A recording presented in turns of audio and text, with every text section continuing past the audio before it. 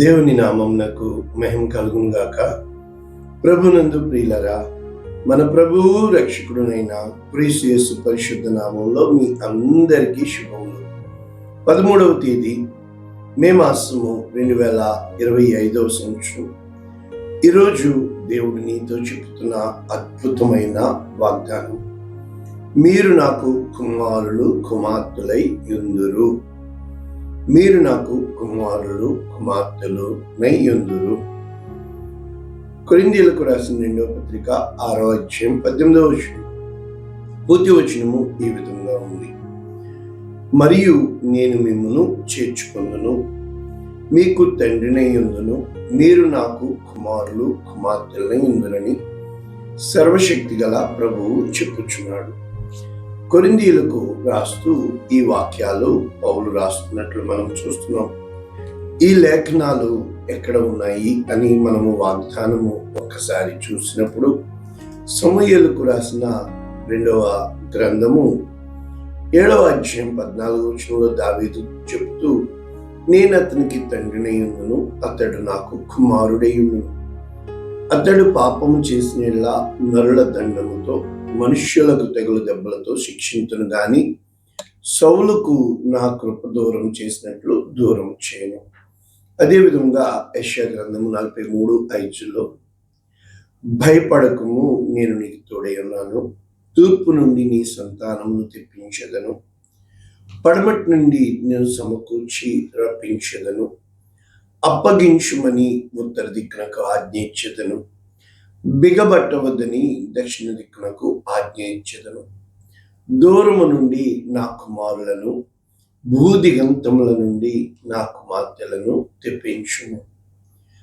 ఇక్కడ మన దేవుని యొక్క వాగ్దానములు ఈ విధముగా చెప్పబడుతున్నప్పటికీ, చివరిగా మనము ఇర్మియా గ్రంథము 31వ అధ్యాయము 27వ వచనం మనం చూసినప్పుడు, ఇక్కడ ఏమని చెప్పబడుతుంది? యెహోవా వాక్కు ఇదే: ఇశ్రాయేలు క్షేత్రంలో, యోధా క్షేత్రంలో నరబీజము మృగబీజము నేను చల్లు దినములు వచ్చున్నవి. ఒకప్పుడు నేను పెళ్లగించుటకు, విరగొట్టుటకు, పడద్రోయుటకు, నాశనం చేయుటకు, హింసించుటకు ఎలాగూ కనిపెట్టి ఉంటినో వారిని స్థాపించుటకు, నాటుటకు కనిపెట్టి ఉందును. ఇక్కడ చెబుతూ, నేను నూతన నిబంధన చేయుచున్నాను. ఏ విధముగా నేను పెనిమిటినైనను వారు ఏ విధముగా నన్ను దూరం చేసుకున్నారో అని చెబుతూ, ఇక్కడ దేవుడు తన యొక్క ధర్మ విధిని వారి హృదయములలో రాసి, వారి యొక్క అంటే జీవిత కాలం అంతయు కూడా తనకు కుమారులుగా కుమార్తెలుగా అగునట్లు. ఇవి వాక్యాలు. అయితే ఇంగ్లీష్లో చాలా సింపుల్గా ఉంది: I will be a father to you and you will be my sons and daughters says the Lord Almighty. అంటే దేవుడు ఇక్కడ మనం వాక్యపు లోతుల్లోనికి వెళ్ళిపోతే ఏమని చెప్పబడుతుంది? పరమ తండ్రి, మనకి యేసు ప్రభు వారు నేర్పించిన ప్రార్థన తెలుసు, పరలోకమందున్న మా తండ్రి. తప్పిపోయిన కుమారుడికి అది తెలుసు.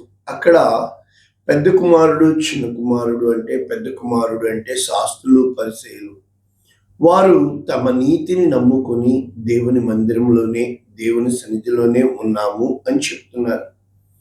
అయితే చిన్న కుమారుడు ఎవరు అని చెప్పబడుతుంది?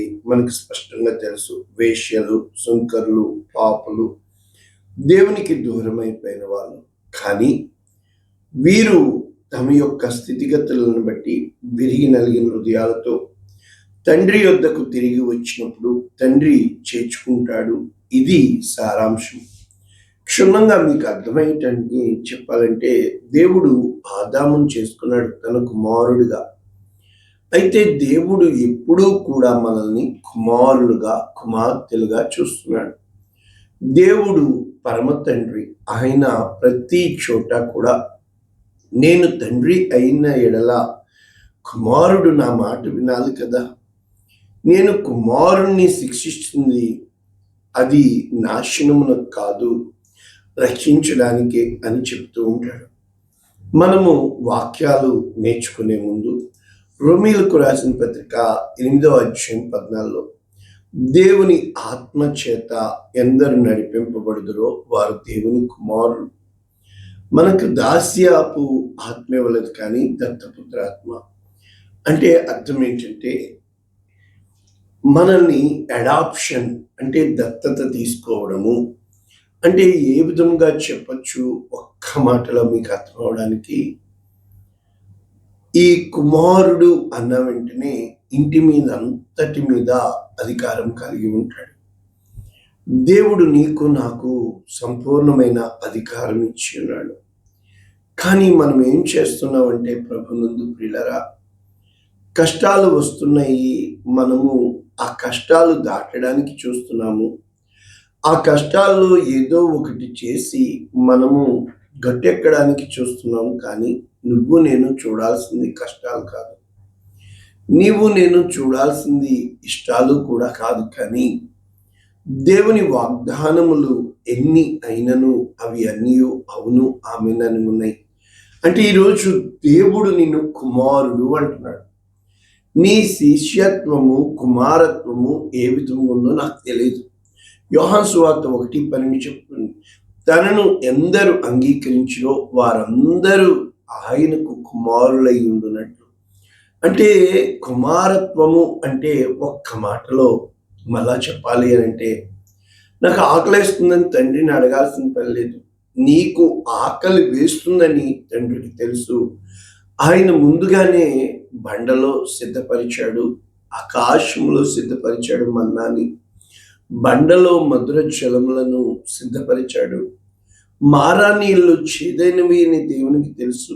అక్కడ వెంటనే వృక్షాన్ని కూడా పెట్టాడు మధురంగా మార్చడానికి.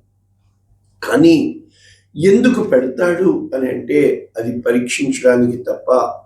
నీలో నిరీక్షణ కలగాలి, తండ్రి మీద నమ్మకం కలగాలి. అనేకమైన కథలు మనకు తెలుసు. నా తండ్రి నన్ను పట్టుకున్నాడు.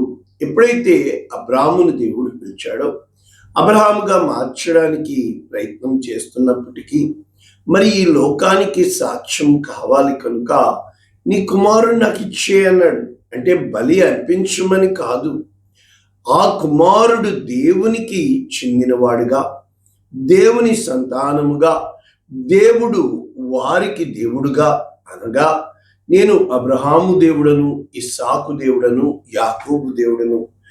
The moment he given to God, అంటే దేవునికి ఇచ్చేయడానికి మరుక్షణము ఏం జరిగిందంటే అక్కడ గొప్ప అద్భుతం జరిగినట్లు మనం చూస్తున్నాం.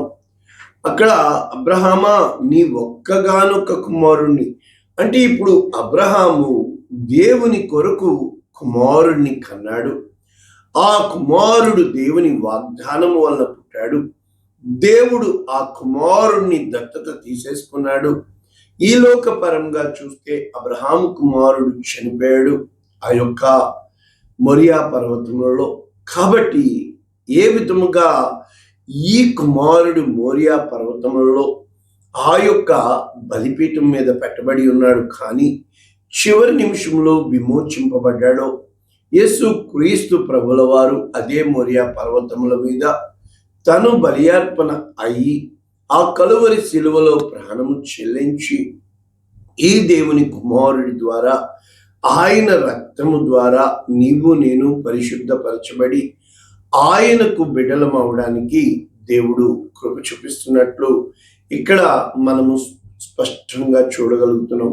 అంటే మన జీవితాల్లో ఎన్నో విషయాల్లో ఒక స్థానము సంపాదించుకోవాలి అంటే, అందుకనే ఆ యొక్క గలతీయులకు రాసిన పత్రిక 3వ అధ్యాయంలో పౌలు గారు స్పష్టంగా ఈ విధంగా రాస్తున్నాడు, మీరు మీ కన్నుల ఎదుట సిలువ వేయబడిన క్రీస్తు కదా. అంటే మనము చాలాసార్లు శరీరానుసారంగా చూస్తాం, కానీ ఆత్మానుసారంగా చూడడానికి ప్రయత్నం చేయలేము. ఎందుకు అని అంటే, అబ్రహాము దేవుని నమ్మెను, అది అతనికి నీతిగా ఎంచబడెను. అంటే ఇక్కడ ఆయన చెప్పబడుతుంది ఏంటి అని అంటే, ఆ గలతీయులకు రాసిన పత్రిక 3వ అధ్యాయంలో యేసు క్రీస్తు ప్రభువుల వారు సిలువ మీద వేలాడారు. కారణం ఏంటి? ఆయన పాత నిబంధనను కొట్టివేయడానికి అబ్రహామునకును అతని సంతానమునకు వాగ్దానములు చేయబడిన అనేకులను గూర్చి అన్నట్టు అనక నీ సంతానము. కాబట్టి ఆ సంతానముగా క్రీస్తు వచ్చాడు. ఎప్పుడైతే క్రీస్తు ఆ సంతానముగా వచ్చాడో ఆ యొక్క స్వతంత్రించుకున్నట్లుగా మనము చూస్తున్నాం. కనుక యేసు క్రీస్తునందలి విశ్వాసము వలన విశ్వసించిన మనమందరము కూడా ఏమవుతున్నామంటే ఆయనకు కుమారులుగా, కుమార్తెలుగా, దేవుని కుమారులుగా. అందుకని గలతీలకు రాసిన పత్రిక 3వ అధ్యాయము 26వ వచనము స్పష్టంగా యేసు క్రీస్తునందు మీరందరూ విశ్వాసము వలన దేవుని కుమారులు. అంటే ఏ విధంగా దేవుడు తన అద్వితీయ కుమారుణ్ణి నీకు నాకు ఇచ్చి ఉన్నాడో ఆ యొక్క కార్యములు మన ద్వారా జరగడానికి దేవుడు అంగీకరిస్తున్నాడు. కానీ ఇప్పుడు అందుకని 4వ అధ్యాయము గలతీలకు రాసిన పత్రికలో చెప్తూ వారసుడు అన్నిటికీ కర్త అయ్యున్న బాలుడై ఉన్నంత కాలము అతనికిని దాసునికిని ఏ భేదము లేదు. తండ్రి చేత నిర్ణయింపబడిన దినము వచ్చు వరకు ఏ విధముగా సంరక్షణ యొద్ద ఉంటామో మనము బాలులమై ఉన్నప్పుడు ఈ లోక సంబంధమైన మూల పాఠములు కనుక ఎప్పుడైతే ప్రభువునందు పిల్లరా నీకు మంచి చెడు తెలుసుకుని నీవు అనుభవముతో దేవునికి ఈ లోకానికి తేడా తెలిసినప్పుడు, దేవుని యొక్క కృపకి ఈ లోకంలో మన ఇచ్చలకి తేడా తెలిసినప్పుడు, దేవుని దగ్గర ఉన్న భద్రతకి ఈ లోకంలో ఉన్న మరి ఆ ఏడవబడిన స్థితికి తేడా తెలిసినప్పుడు, మరియు ముఖ్యంగా పరమ తండ్రిని గూర్చిన అవగాహన నీకు కలిగినప్పుడు, అక్కడ శిలువ మీద దొంగలు సైతము ఇద్దరు ఇంకా ఈ లోకపు అవగాహనలో ఉన్నాడు ఒకడు, ఇంకొకతను పరలోకపు అవగాహన కోసము తనని తాను సమర్పించుకుని దేవుణ్ణి అడుగుతున్నట్లు ఈ లోకంలో తప్పిపోయిన కుమారుడు కథలో లాగా నా దగ్గర ఏముంది, నా తండ్రి దగ్గరికి వెళ్తాను, ఈ లోకంలో నేను అన్నీ పోగొట్టుకున్నానే.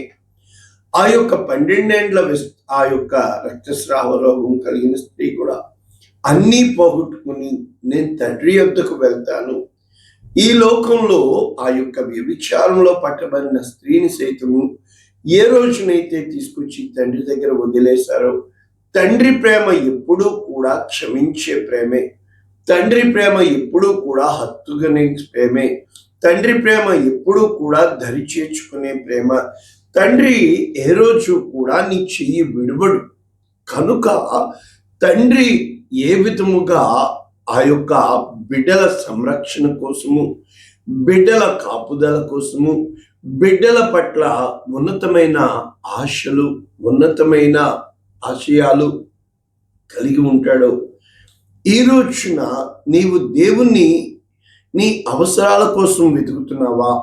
దేవుణ్ణి నీ కోరికలు తీర్చే దేవుడిగా చూస్తున్నావా? లేక పరలోకపు తండ్రికి కలిగి ఉన్నవన్నీ, నాకు కలిగి ఉన్నవన్నీ మీవే కదా, మీరు నన్ను అడిగిన ఎడల మీకేది ఇష్టమో నన్ను అడుగుడి. ఒక తండ్రి ఏ విధముగా కుమారుడు కోడిగుడ్డును అడిగితే పామునిస్తాడా, మరి చేపనడిగితే మరి దేన్నన్నా ఇస్తాడా? మీరు నన్ను అడిగిన ఎడల మరి నిశ్చయముగా పరిశుద్ధాత్మనిస్తానంటున్నాడు. పరిశుద్ధాత్మని ఇక్కడ ఇవ్వడానికి కారణం ఏంటంటే తన ఆత్మని ఇస్తానంటున్నాడు. తన అద్వితీయ కుమారుడిని నీ కోసం నా కోసం కుమారులుగా చేసుకోవడానికి ఆయన్ని ఇచ్చాడు.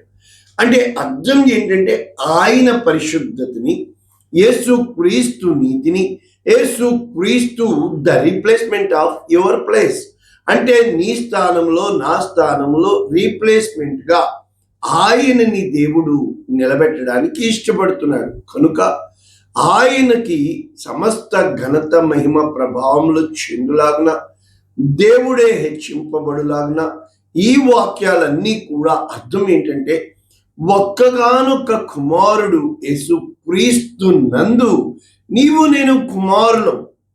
ఆ యొక్క కడపటి ఆదాము ద్వారా కుమారత్వాన్ని పోగొట్టుకున్న మనము తిరిగి మనల్ని రప్పిస్తానంటున్నాడు. తిరిగి మనల్ని హక్కున చేర్చుకుంటానంటున్నాడు. తిరిగి మనము పోగొట్టుకున్న సమస్తము కూడా ఆయన ఇస్తానంటున్నాడు. కనుక ఇక్కడ ఈ కొరింథీయులకు రాసిన 2వ పత్రిక 6వ అధ్యాయంలో పౌలు తను వెళుతున్న బాధలు, ఆ యొక్క కార్యాలు వివరిస్తూ ఈ విధముగా అని చెబుతూ, ఏ రోజునైతే మన జీవితాలలో అటువంటి విశ్వాసము కలిగి ఉంటామో, నా పరమ కుమ్మరి, నా పరమ తండ్రి, నా ద్రాక్షవల్లి, నా యొక్క సమస్తము అని చెప్పి ఆయనను ఆయనగా ఘనపరుస్తాము. మనము ఎప్పుడూ కూడా ఈ లోకంలో కలుగుతున్న వాటిని చూస్తాం, కానీ పరలోకము నుండి పొందుకోవలసిన మేలుల కోసం మనము ఎదురు చూస్తాము. ఖచ్చితంగా మొట్టమొదట దేవుడు చెప్పే వాగ్దానము, నేను నీకు తోడై ఉన్నాను. 2 ఆయన చెప్పేది, నిన్ను నా హక్కున చేర్చుకుంటాను. 3 ఆయన చెప్పేది, నేను నిన్ను ఆశీర్వదిస్తాను. 4 ఇంక చెప్పడానికి ఏమీ ఉండదు, ఆయన చూపిస్తాడు ప్రియుల మూలముగా. ఇది మొదలుకొని నీ సంతానము నా సంతానం అనబడును అని అబ్రహాంతో చెప్పాడు. యాకోబు యోసేపుతో చెబుతూ, ఈ 2 కుమారులు కూడా నా సంతానమే, ఇక ముందు బిడ్డలు పుడితే వారు నీ సంతానము. అదే విధంగా హన్నా వెళ్ళి, నా కోసం నేను బిడ్డల్ని కనను, నీ కోసం కంటాను, నీ మహిమ కోసం వాడబడాలా, నీ నామము ఘనపరచబడాలా అని మొక్కుబడి చేసి సమూయేలును కనింది. సమూయేలుని దేవుని కొరకు ఇచ్చివేసి ఉంది. అంటే ఇప్పుడు సమూయేలు దేవునికి సొంతము. నాజీరు, నాజరేట్, యేసుక్రీస్తు నజరేత్ అంటే నాజీరు చేయబడి ఉన్నాడు, మొక్కుబడి ఉన్నాడు. ఆ హానోకు అంటే ప్రతిష్ఠితుడు, మొక్కుబడి చేయబడినవాడు దేవునికి. కనుక దేవుడు తీసుకెళ్ళిపోయాడు. ఇది వాగ్దానం. కనుక నీవు నేను ఈ రోజు నుంచి సమర్పించుకున్న వాళ్ళమై దేవుని బిడ్డలముగా, దేవుని పోలికలో నిన్ను నన్ను చేసి ఉన్నాడు. కనుక ఆయన తన పరిశుద్ధాత్మనిచ్చి, ఆయన మనలను పరిశుద్ధపరిచి, ఆయనే సమస్తము చేసి తనకు బిడ్డలుగా, కుమారులుగా, కుమార్తెలుగా చేసుకుంటాడు. ఇటువంటి వాక్యము దేవుడు మన వినికిడిలో దీవించుగాక. పరిశుద్ధుడా, ప్రేమ కలిగిన తండ్రి, విత్తబడిన వాక్యమును నిండాలుగా దీవిస్తూ నీ కృపా మహదైశ్వర్యమునకు, నీ ప్రేమకు, నీ చిత్తానికి మా జీవితాలు అప్పగించుకుంటూ ఎంతమంది ఈ వాక్యాలు వింటున్నారో వారికి ఆశీర్వాదంగా చేయమని యేసు శ్రేష్టమైన నామమును దీవిస్తున్నాము తండ్రి. Amen. God bless you all. దేవుడు మిమ్మల్ని దీవించుగాక. ఆమేన్.